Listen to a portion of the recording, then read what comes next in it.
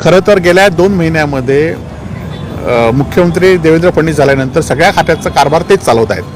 आज आपण बघितलं असेल की सगळ्या PA मंत्र्यांना PA कोण द्यायचे आहेत, इथपासून 100 दिवसात कार्यक्रम काय द्यायचा, हा सगळा अधिकार देवेंद्र फडणवीस स्वतःकडे घेतलेला आहे. आणि त्यामुळे हे महायुतीचं सरकार फक्त नावाला आहे आणि हे फक्त भाजपचं सरकार आहे. आज आपण बघितलं असेल की योजनाची आणि हे सरकारमध्ये सुद्धा ज्यावेळी एखादी योजना चांगली झाली त्या सगळे त्याचा बोर्ड लावत असतात. आज लाडकी बहिणीचं बघितलं, देवाभाऊ वेगळे, शिंदे भाऊ वेगळे आणि अजितदादा वेगळे, असे प्रत्येकाच्या नावाने बोर्ड लावले होते. परंतु भाडेवाढ झाल्यानंतर मात्र ही जबाबदारी कोणी घ्यायला तयार नाहीत, एकमेकावर टाकत आहेत. आणि त्यामुळे आज लोकांचं काय नाही तर ह्यांना फक्त सवर्ग लोकप्रियच्या घोषणेचा फायदा आपण करून घ्यायचा, त्यातनं निवडून यायचं आणि निवडणूक झालं की सामान्य जनतेला विसरायचं. परंतु ह्या निवडणुका होत असतात. येणाऱ्या निवडणुकीमध्ये लोक त्यांची जागा दाखवून देतील असा आम्हाला विश्वास या ठिकाणी आहे. आपण खरं तर गेल्या 15 दिवसापूर्वी चिपी विमानतळाचं बंद आहे त्या संदर्भात पत्रकारांच्या मार्फतच आम्ही आवाज उठवला होता. परंतु इथल्या राजकीय सत्ताधाऱ्यांनी या संदर्भात आमची भूमिका समजावून न घेता आमच्या विरोधातच घाला टाळ ठोकण्याचं आम्हाला धमकी दिली.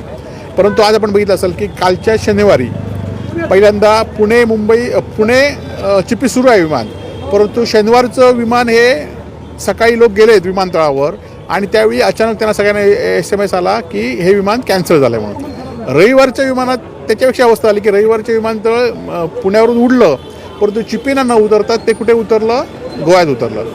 आज आपण बघितलं तर त्यानंतर कशासाठी आम्ही जिल्हाधिकाऱ्यांना सुद्धा भेटलो आणि त्यानंतर या विमानतळासाठी लागणाऱ्या सोयीच उपलब्ध नाही आहेत.